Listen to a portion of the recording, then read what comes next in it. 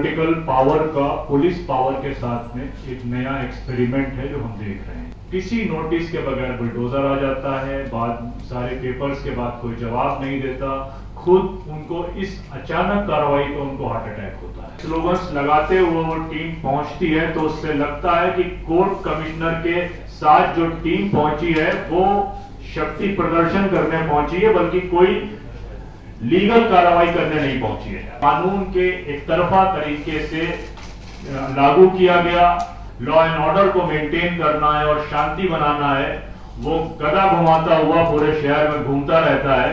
Communal violence नहीं था, बल्कि पुलिस की तरफ से एक कम्युनिटी पे चार्ज था। तो संभल एक नई प्रयोगशालाएं बनाई जा रही हैं। हो चुका था, तो बुनियादी सवाल यह है कि दूसरी बार सर्वे करने की जरूरत क्यों पड़ी। जब एक सर्वे कोर्ट ने ऑर्डर दिया, 3 से 4 घंटे के बीच में सर्वे हो गया, न किसी ने उसका विरोध किया, और उसके बाद अचानक रात के अंधेरे में दबाव बनाया गया और सुबह 6 बजे के आसपास पूरी टीम पहुंचती है। और सिर्फ कोर्ट के द्वारा अपॉइंटेड टीम नहीं पहुंचती है, बल्कि उनके साथ में दूसरी पार्टी पहुंचती है, जो पार्टी सर्वे की पिटिशनर थी। तो सवाल यह है कि सर्वे की पिटिशनर को मस्जिद के कंपाउंड में एंट्रेंस का राइट किसने दिया। और जिस तरह के स्लोगन्स लगाते हुए वो टीम पहुंचती है तो उससे लगता है कि कोर्ट कमिश्नर के साथ जो टीम पहुंची है वो शक्ति प्रदर्शन करने पहुंची है, बल्कि कोई लीगल कार्रवाई करने नहीं पहुंची है। और उसके बाद जिस इनसेंसिटिव तरीके से, यानी कि अगर कहीं भी हम सुनते हैं कि तमाम पीस कमेटीज ईद के दिन या रामनवमी के मेले के पहले, मार्च के पहले, जुलूस के पहले, या दीपावली में या बकरीद मुहर्रम के पहले तमाम पीस कमेटीज की मीटिंग होती है और कम्युनिटीज को कॉन्फिडेंस में लिया जाता है। लेकिन यहां पर कहीं कोई कॉन्फिडेंस में नहीं लिया गया।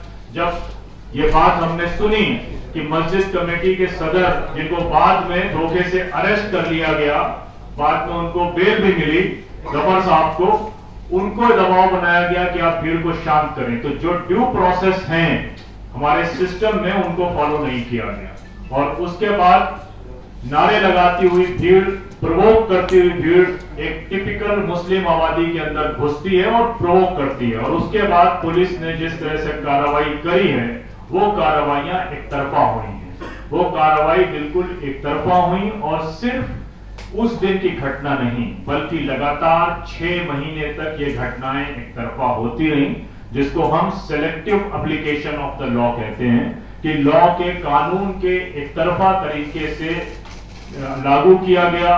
आप सब ने देखा होगा कि एक अधिकारी जिसका काम न्यूट्रल रहकर, निष्पक्ष रहकर लॉ एंड ऑर्डर को मेंटेन करना है और शांति बनाना है, वो गदा घुमाता हुआ पूरे शहर में घूमता रहता है, तो उसके सवाल कोई नहीं करता है। तो सवाल ये है कि ये पूरा जो एडमिनिस्ट्रेटिव फेल्योर था, उसको कम्युनल वायलेंस में बदलने की कोशिश हुई। ये कम्युनल वायलेंस नहीं था, बल्कि पुलिस की तरफ से एक कम्युनिटी पे चार्ज था, और जिसके नतीजे में अप्रोक्सीमेटली 97 लोग अरेस्ट किए गए।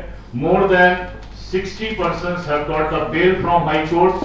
उसके अलावा हम लोगों ने APCR की तरफ से कई लोगों की बेल में जो मदद थी वो तो करी, जो अपना मुकदमा नहीं लड़ सकते थे। लेकिन उसके अलावा हम लोग ने हाई कोर्ट में एक पिटीशन फाइल करी। उस पिटीशन को ड्राफ्ट करने में एडवोकेट अहमद इब्राहिम मौजूद थे, वहां पर उसको ड्राफ्ट करने की टीम में थे। वो जब अपनी बात रखेंगे तो लीगल पॉइंट पर बात रखेंगे। हमने एक पिटीशन इलाहाबाद में हाई कोर्ट में डाली। उस हाई कोर्ट की पिटीशन के एक्सेप्ट होने के बाद जो हमारे पिटिशनर थे, उनके घर पर उत्तर प्रदेश पुलिस ने पहुंचकर उनको धमकाया, प्रेशर दिया कि ये पिटीशन वापस ली जाए। उसके बावजूद कि हमने पिटीशन वापस नहीं ली, तब उत्तर प्रदेश की सरकार ने एक पहली बार इस तरह के मामले में एक कमीशन बनाया है, जिस कमीशन के बारे में आज भी आपने सुना होगा कि अमिताभ ठाकुर का बयान उस कमीशन ने भी दर्ज नहीं किया है। हमारे को हाईकोर्ट ने एश्योर किया कि सरकार ने एक कमीशन बना दिया है, तो उस कमीशन के ऊपर हम दूसरा कमीशन नहीं बना सकते हैं, लेकिन आपकी रिट जो है वो हम ओपन रखते हैं। अगर आप इस कमीशन से सेटिस्फाई नहीं होते हैं तो आप दोबारा इस कमीशन की रिपोर्ट आने के बाद हमारे पास वापस आइएगा, हम उसको एंटरटेन करेंगे। तो संबल एक पॉलिटिकल पावर का पुलिस पावर के साथ में एक नया एक्सपेरिमेंट है जो हम देख रहे हैं। कि लगातार एक नए नए इश्यूज को कैसे क्रिएट करके टेंशन को सोसाइटी में प्रिवेल किया जाता है। लगातार एक कम्युनल टेंशन को बनाकर एक टेस्ट लैब की तरह संबल का इस्तेमाल किया जा रहा है। संबल में बुलडोजर चल गया जी, संबल में किसी का स्कूल था तो स्कूल पे बुलडोजर चल गया।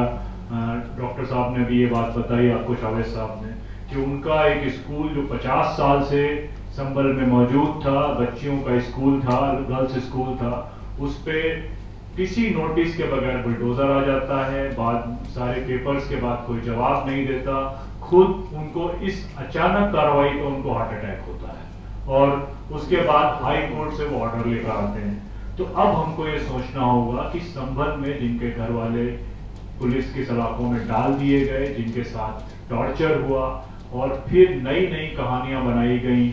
एक पुलिस वाले को जो स्पोर्ट्स कोटे से आता है उसको पूरा माचो मैन और ही मैन और सुपरमैन की तरह प्रोजेक्ट किया गया और उससे ये समझ में आता है कि संबल एक साधारण कोई इशू नहीं है, बल्कि एक लैब के तरह से उसको प्रयोग किया जा रहा है, जिसके पुराने केसेस हम से बेहतर हर्ष साहब बता सकते हैं कि किस तरह नई नई प्रयोगशालाएं बनाई जा रही हैं।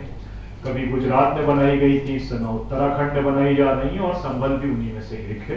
मैं अपनी बात को यही समराइज करते हुए दस्तक की आपसे गुजारिश है कि अगर इसको बचाना चाहते हैं तो नेशनल दस्तक को सब्सक्राइब करने के लिए रेड कलर के सब्सक्राइब बटन को दबाएं, फिर बेल आइकन की घंटी दबाएं।